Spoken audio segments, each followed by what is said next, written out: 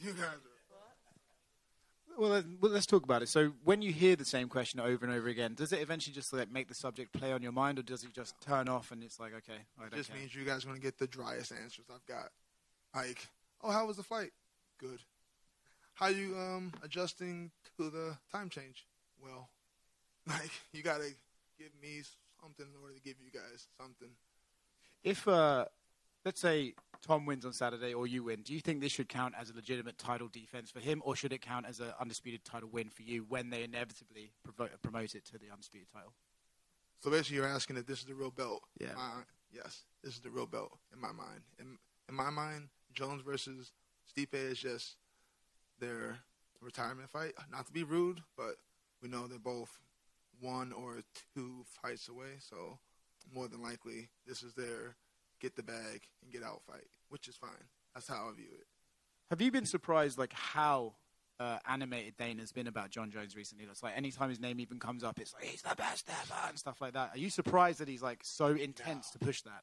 No, this is Dana White, one of the greatest promoters in the world. He knows how to add hype and market. That's what he does. That's his job. One of the best at it. I'm not shocked. I expect it, actually. Do you think he's doing it because he knows that John Jones is about to fight, so he's just sort of laying the table for that? Yeah, that's how it feels. Like he wants to squeeze that juice, get the last drop, and he wants everyone to watch it. So that's how I view it. Do you agree with him that John Jones is currently the pound-for-pound best, or do you think you have to be active to be in that discussion? You got to be active. This isn't like a skill-based thing. This is an activity thing. He hasn't been that active. Can't be the best if you're not being active. And how are you adjusting to the time change over here?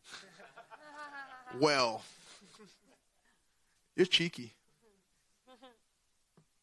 Curtis right here. Sticking with the John Jones thing, though, but John, he goes on these Twitter Q&As with fans a lot, and he kind of said, in as short as that first fight was, he thought you were winning that fight. Did you think you were actually winning that fight, or was it just not quick enough or long enough to kind of? I do feel like I was beginning to find my range. I'm sure everyone in here has watched that over. It's not hard to watch it 40 times in a row. I have. I do feel like I was starting to find my range. So, yes. And how much of obviously Tom is a high-level black belt, but he's everyone says hyper-athletic, hits strong and fast. You've fought in Derek Lewis and Ngannou, Sergey Pavlovich, the 3 heaviest hitters in this division. You trained for Jailton Almeida, who everyone said had the best grappling in this division. Did you have to do anything specifically for Tom that maybe you didn't have to do for those other guys? Working with smaller guys a little bit just to get used to more hand speed, but that's the only adjustment. I think I saw maybe you it might have been, I can't remember what video it was, but at one point you weren't taking MMA 100% seriously, I think. And I guess what switched in your minds now that you are taking MMA 100% seriously?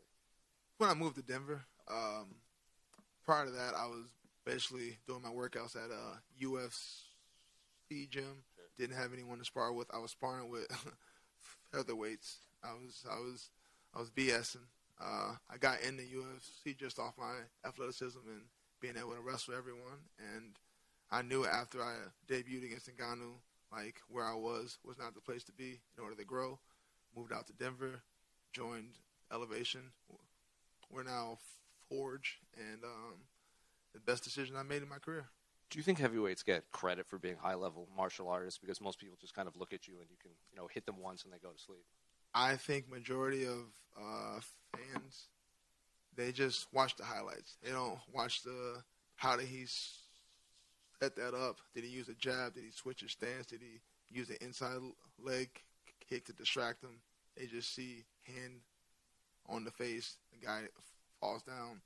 I think everyone, like, the way they judge heavyweights, we should be judged on a different scale because the exchanges that smaller guys have, like I was at the Denver fights. My buddy Drew Dober was fighting that Brazilian guy. They were banging. You can't do that at heavyweight. Those exchanges, we should be graded on a sliding scale. We don't get to – you can make a mistake at bantam, feather, light, even welterweight. After welterweight, mistakes become a lot more costly, but especially heavyweight. It could be a jab. I've seen heavyweights get dropped with jabs. It's it's not happening at bantamweight. Right. So I think we should just be judged on a different scale. And unrelated to this fight, I don't know if you saw, but on November 1st, they're going to roll out some of these new rules that they approved changing. So 12 6 elbows, and they've redefined what a grounded opponent is. I'm curious, so you've clearly heard these, and what do you make of these new rule changes? They feel very grappler friendly, so I'm surprised because I know a lot of people don't like grapplers. So I'm a little shocked, but I'm happy because the elbows especially, that's going to open up a lot of stuff. I kind of wish it was already active. And John said that he might try to appeal that lone loss to Matt Hamill. He should. I always view he's undefeated. Does anyone in here not agree? Oh, we got a contrarian? Oh. You're right. We all have to do the rules. You're right. That's a good one. Oh, we're getting the banter. No. You appeal the referee. Oh, no. Wasn't the guy who told Matt Hamill to fight back and Matt Hamill couldn't hear it? There's one final one for me. Bilal Muhammad was in here, and he said, Chicago doesn't really have good pro sports right now, and, you guys can bring back the belts to Chicago. So how special is it to have him also chasing for the UFC title on this card? It's amazing to have two guys from the same area. We both grew up on the South Side. It's amazing. I didn't really bump into him. That's how you know when I was home in Chicago, I wasn't really doing what I was supposed to be doing. Had I been, probably would have walked into Bilal years ago. But I think it's great. We got two opportunities to bring home a belt. I hope we go 2-0. It'll be great for the city. And in terms of Chicago sports, I believe in the Bears. This is the most excited don't you do that. This is the most excited I've been as the Bears fan in my adult life. You think they're better than the Lions? No, not better. I want growth. We don't got to win the division. I want growth. Curtis, what have you made of Tom's performances since that first fight in 2022? He's shown devastating knockout power on the feet, and I think a lot of people expect your game plan to be take him down and expose him with those vicious elbows like you usually do. But would part of you like to stand and bang and try and surprise people? I'm going to be organic. I don't enter fights with a game plan like, I have to do this, I need to do it. That's how you walk into traps. Because then it seems a lot more premeditated. I don't have plans like that. I just want to be in position. So if the takedown is there, I go for it. If it's not there, I'm not going to force it. And I do believe I can beat him on the feet. I don't believe I have to get a takedown. It would be nice because that's my world. But I can hang out on the feet too. Are you used to being in enemy territory now as well? You did it once before 2 years ago. Does it feel business as usual now? I've done it a bunch of times. I come from a wrestling background. I love going to other high schools, other colleges, and when their fans are booing you, I love that. I feed off that. In the UFC, it's a lot different. I can't hear you guys. You know that, right? I can't hear a thing anyone's saying. I've been to Australia, fought Mark Hunt. Didn't hear anything the fans were saying. We were prepared to go to Brazil. No offense, I've heard the Brazilian fans are a little scarier than the British fans. So if I wasn't scared of the Brazilians, I'm not scared of Brits. And there's a lot of stories away from this fight in the heavyweight division as well, like the guys have mentioned, John Jones there, looming over everything. But we also have Alex Pereira's inevitable move to the heavyweight division as well. Bad idea. Bad idea for him. Him, I'll give you my premeditated plan. I'm going to shoot immediately. Why would I give him any chance to knock me out on the feet when I know I can take him down at will? And he has to know that. I think he's looking for a specific heavyweight, not any heavyweight. He has matchups against. I could see him beating guys like Tai. We watched him sparring Tai Tuivasa. Maybe some other guys in like the bottom of the top 15, but you give him a top 5 guy with some real weight, he's not winning. When you mentioned shooting straight away, would part of it be in your mind the fact that he has a devastating flying knee when we kind of look at the Masvidal I'm going to eat that situation? knee. You could I eat ate that. one from Alistair. You think he throws harder knees than Alistair? I know he got the aura going on right now, but I ate a knee from 265-pound Alistair. I'm good with eating knees. So would you welcome Yes. in Alex Pereira to the heavyweight division if you win on Saturday Yes. night? I know this is what everyone wants to hear. Yes, I would fuck up Alex Pereira. It's not because he's not good. I'm heavier than he is. Just a heavyweight, gravity, weight matters. It's not a skill based. That's just how it is. Curtis here to your left. Obviously, second time in the UK. What's the reception been like? It's been cool. We walked around a little bit, ran in the fans. They've all been respectful, very nice. Even the ones who are like, "Oh, I'm rooting for Aspinall, but you're a good guy." That's cool with me. That's all I want. I just want respect. You don't have to root for me. You don't have to like me. Respect. And what do you make of the UK fans in comparison to other fans? You mentioned it there. You fought Australia. in Perth, I believe. Yeah. And you obviously fought Jai Elton in Brazil recently. So No, I wanted to. Originally, we were going to go to Brazil, but then I got injured. Of course. Yeah, it was Sorry. Miami, but I was prepared for that, and I was expecting that to be the worst ever. But yeah, British fans, you guys, you're cool. I mean, obviously, I know you're gonna, oh fuck you, da da da. I can't hear you That's a guys. good impression. I can't hear. I dream about it. But yeah, I can't hear you guys, but I expect it. No hard feelings. It is what it is. It would be the same thing if he was in Chicago. And I don't want my fans to be disrespectful, and I'm sure that's not what he wants. But fans are fans. They're drinking. It's cool. And you mentioned it earlier there that you think that John and Stipe's fight is going to be their swan song. They're going to bow out their careers. Would it be a bit disappointing for you that if you win the title and then John sails off into the sunset and not have the opportunity to beat potentially the greatest fighter of all time? A little disappointed, but I'm not going to be that sad. I have the belt, got money, another fight potentially down the line, more money. I'll be happy. I'll be straight. And final one, are you and Tom going to share another beer after this fight? I'd like to. Like I said, respectable guy, got no beef, got no animosity. These are my favorite type of matchups where it's all skill. We'll see who's best.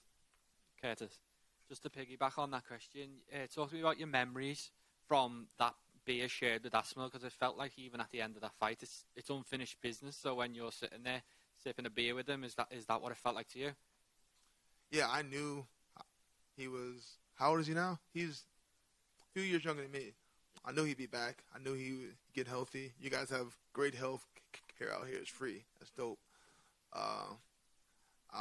Like I said, I knew he'd be back, and I knew he'd most likely have to scrap again. I didn't think it'd be over the belt, but I knew he would have to scrap again. And Tom's created something of a heavyweight super camp down his ways. When you're looking at that, you spoke earlier about the people you've had to train with in the past. Are you quite envious of the team he's built, and are you hoping to build something like that over your side of the pond? It would be nice. I win this, I get the belt, I have the resources. No, you're good. I have the resources to hire guys, bring them out. But right now, the guys I'm working with, I think they're the best in the world. They've helped me get here, so I'm good with those guys.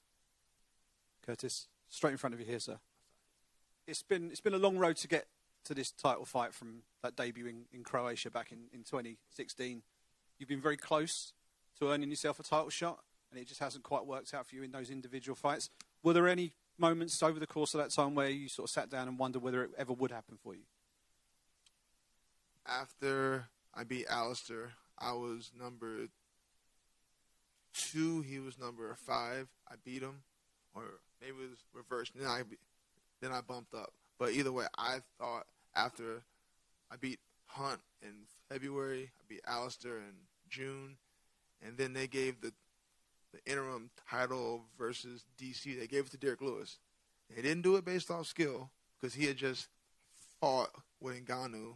I don't know if you guys watched that fight. Not much of a fight. He got that fight because he gives funny interviews, and I don't. That's what it is. If this was skill-based, if this was meritocracy-based, I had a better year leading up to that. Who should get the title fight? Should have been me. That was when I was probably the most like, what do I got to do? But then that's why I took the rematch with Ngannou. I thought, okay, I got to get in there. I gotta beat Ngannou. Didn't work, but That's what I was hoping to do. I knew I had to make a splash. And I know also that I lose opportunities because I don't get online and say funny, weird stuff. I don't post craziness. I don't give wild post-fight interviews. I understand that. I understand it puts me at a disadvantage, but it's not who I am. I didn't grow up like that. I came from wrestling. We don't talk smack. You shake the guy's hand before the match and after the match. Just a respectful guy, and I'm all right with the decisions I made. It still worked out. Still got the title fight. Just took a little longer than expected. And if it all goes your way on Saturday night and they wrap that belt around your waist, given the journey that you've been on and the hard yards you've had to put in to get this shot, what would it mean to you to be crowned a world champion in the UFC after all this time? It means everything. It means all the little decisions I made along the way, they'll be validated. Brilliant. Thanks a lot. Curtis back here. 2 years ago, we were actually there at the O2 when you fought Tom Aspinall, and the crowd was absolutely crazy. But is there a part of you that would have wanted this rematch in the United States, or does location not affect you? This could be on the moon. Like, fans, the venue does not matter. I don't know why y'all think it does, and you think the face-off banner is like, ooh, he won the face. None of that matter. I think I probably lost every face-off. I don't care where we fight because fans that can't help him can't hurt me. So the venue does not matter to me at all. Hi, Curtis. Kaz for Title Sports Network. I noticed that you was meant to do a podcast with Bisping, and then your coaches said no. I was just wondering why. Was it because you was worried about him breaking down your game plan too much? Well, we know Bisping's homies, and I don't want to put him in a position where he has to feel like he has to be a certain person around me that he wouldn't be around Aspinall. It was just, I know it's weird, so it was just easier that way. I would love to do a podcast with him after if he still wants me, but yeah, that was our decision. Yeah. One thing I like seeing is how much you're representing people with stutters, and I was wondering, has many people reached out to you, like, to ask for advice and stuff? Yeah, I've been getting those for years now, and I never really saw myself as like a spokesman for speech impediments, but it was my dad. He has a speech impediment also. I got it from him. It's hereditary. It's not because CTE. Let's get that out there. I know I get asked that the most. Yeah, I'm happy. My daughter has a speech impediment, and it scares me. I know children are mean. I know how it was for me growing up in Chicago. They can be real mean. One of the reasons I went to all-boys school, because I realized when you remove the female, no offense, when you remove the females out of the room, the guys are a lot nicer. That's one of the reasons I went to all-guys high school. Don't regret that. But yeah, I hope other people, young people, old people, anyone with a speech impediment, or anyone who has a connection with anyone with a speech impediment, hope you can look at me and see that you can do whatever you want to do. Like, if you want to be a police officer, my dad's a cop, or just retired. If you want to be whatever, teacher, astronaut, you can, just a speech impediment. It's just, don't allow people in their, like, I used to allow people, when they would ask me my name, I go, and they look at me like, are you special? Do you not know how to pronounce your own name? They used to, like, make me feel some type of way. Now I judge them. Like, are you that ignorant that you think me as a grown man, I don't know how to pronounce my own name? I have a speech impediment. I've gotten over it, but it took me a while until like 27, 28. Doing these interviews helped also. I was a kid in high school. I wouldn't raise my hand if I knew the answer, because I was embarrassed. Like, I didn't want people to laugh and all that stuff. I just want those people that also have a speech impediment to know that if people are laughing at you, it doesn't mean anything about you. It means a whole lot more about them and their character. That's amazing, and it's great representation, so thank you. My last question was, you posted on your Instagram about our crisp flavors. I was wondering, did you try any? Because you said that it was nasty, but cheese and onions banging, actually. I was scared to eat it. You were scared? I was scared to try it. But I'm real picky. I'm super, super basic. Like, back home, hamburgers, hot dogs, Alfredo.